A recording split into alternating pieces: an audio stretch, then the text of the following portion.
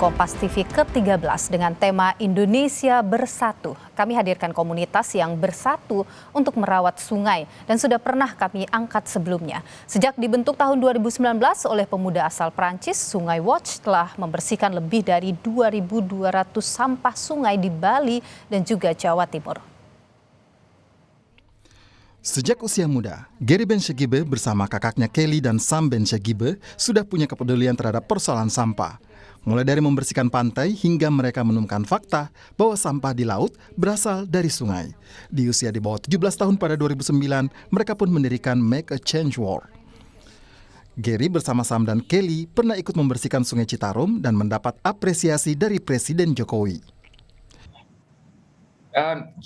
Kita sih lebih fokus ke daerah Bali untuk bersihin sungai di sini. Cuma kemarin waktu pertama, sungai pertama yang kita turun yang sangat kotor itu adalah Sungai Citarum di Jawa Barat. Berarti di Bali sih hampir lebih dari 200 sungai yang kita sudah mulai bersihkan. Di tahun 2020, Benshegibe bersaudara kemudian mendirikan Sungai Watch, program pembersihan dan perlindungan sungai yang ada di Bali. Tidak hanya membersihkan sampah, mereka juga memasang penghalang sampah di beberapa sungai. We came up with a very simple technology that we call our trash barrier. We install it in a river and it catches all of the floating debris, and we then clean that barrier every day. Every day we send our troops to clean our barriers. Di Bali, Sungai Watch telah membersihkan sampah yang tersebar di Sungai Buleleng, Tabanan, Gianyar, Denpasar, dan Badung. Sungai Watch membersihkan 1.563 ton sampah yang melibatkan 60 volunteer. Sementara di Banyuwangi, Jawa Timur, Sungai Watch telah membersihkan sampah yang tersebar di Sungai Rogo Jampi, Bangurejo, dan Giri. Sungai Watch membersihkan 673 ton sampah yang melibatkan 41 volunteer. Tidak hanya membersihkan, Sungai Watch juga mendaur ulang sampah yang didata melalui bank sampah untuk diproduksi menjadi berbagai produk. Saat ini, Benshegibe bersaudara mengembangkan agar penghalang sampah mereka bisa dikembangkan dan digunakan di seluruh Indonesia. Lantas saudara, bagaimana kepedulian Benshegibe bersaudara asal Prancis untuk persoalan sampah di sungai-sungai yang ada di Bali termasuk di Jawa Timur? Kami bahas saudara bersama dengan Sam Benshegibe, salah satu pendiri Sungai Watch. Good evening Sam, selamat malam. Selamat malam. Great to see you. So Sam, we all want to know about how do you start the initiative of River Cleaning Project? What inspires you? Yeah, definitely. We have been living in Indonesia for the last 20 years. Berarti sekarang saya lebih orang Indonesia daripada orang Prancis. And we've really seen the rivers here in Indonesia get more and more polluted over the years. So we started Sungai Watch 4 years ago to stop this plastic from going into the ocean and hopefully, bring this movement of clean rivers, not just across Bali, but really across Indonesia. And that's why we expanded our efforts to Banyuwangi, and we're now bringing Sungai Watch to Surabaya and Bekasi later this year. Jadi sejak 4 tahun lalu dimulai dan kemudian mulai membersihkan tidak hanya di Bali, di Surabaya, di Jakarta juga. Kira-kira begitu ya, Sam? Ya, betul. So ini kan pasti akan membutuhkan dana yang besar ya, Sam ya. It costs a lot gitu. How do you fund the initiative? Ya, di awal itu semua aksi dari sendiri. Berarti, there was really no money involved. It was just us jumping in the river, cleaning it. But obviously, to really have impact, to scale river cleanups, plastik sekarang adalah salah satu ancaman terbesar bagi laut kita hari ini. Berarti untuk bersihkan sungai pasti harus ada banyak dana, harus ada banyak sponsor. Berarti Sungai Watch adalah satu yayasan, and so we take sponsorships from everybody via our website, the regular public, but we also work with companies and corporates and help us fund this work. Obviously, I think if we really want to see clean rivers in Indonesia, it will be, millions and millions of dollars. It is a huge, huge problem. And therefore, we're really trying to push, companies to participate, to get as much funds, as much support. Because we don't just need to clean the rivers, but we need to make sure that the trash is properly sorted, but also that we create the best and better waste management infrastructure so that people actually have a solution. Oke, jadi Sam ini punya website dan mendapat banyak sumbangan dari masyarakat termasuk juga dari perusahaan-perusahaan swasta. Do you work with the government too? Yeah, we work very closely with the government. Every time we install a barrier in a river, we need a permit. So we always, seek their help. We also work with them closely with manpower. So they always send some troops. I do think that we'd love to, build our relationships with our government even further and find ways to collaborate.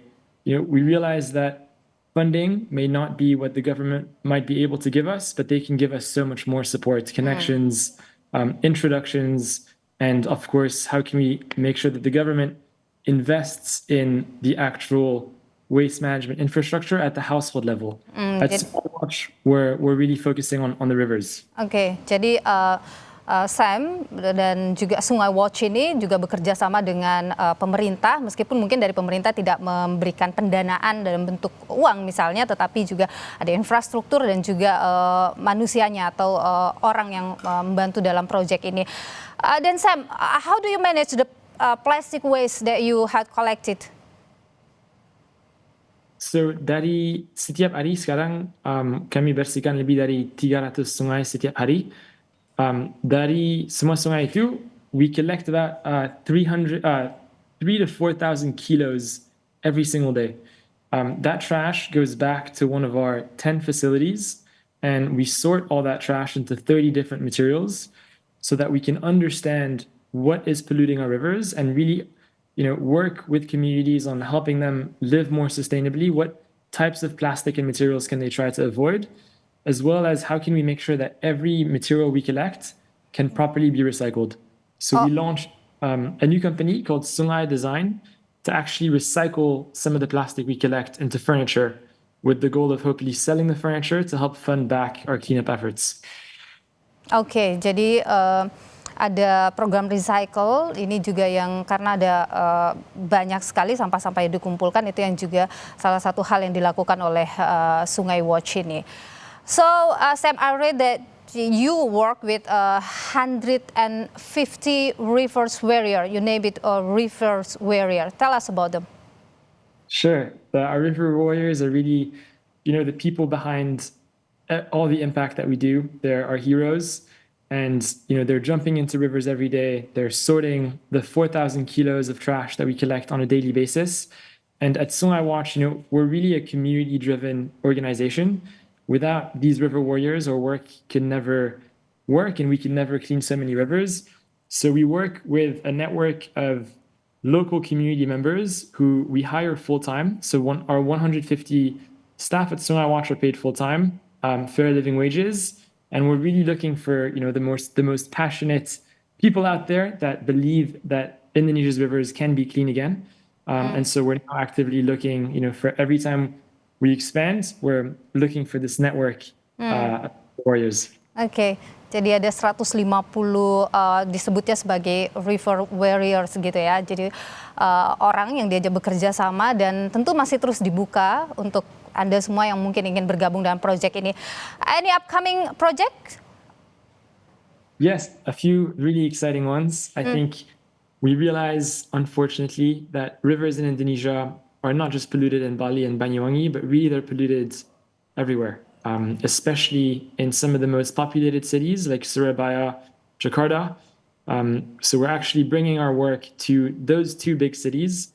We're expanding to Surabaya in just a few weeks, and then to Bekasi, which is probably Indonesia's most polluted region, later this year. So we're very, very excited to be expanding our work there, to be bringing our trash barriers, our sorting centers, and a network of river warriors in both cities. So if you're in Surabaya or Bekasi, please do reach out. We're always looking for support and hopefully work with the communities over there. Oke, jadi ada proyek mungkin dalam beberapa pekan ke depan ini di Surabaya dan juga nantinya akan di Jakarta ada trash barrier itu yang akan dipasang di beberapa sungai yang ada di Surabaya dan Jakarta. Terima kasih Sam Bencegip, pendiri dari Sumaiwatch yang sudah berbagi inspirasi di Sapa Indonesia Malam. Thank you Sam.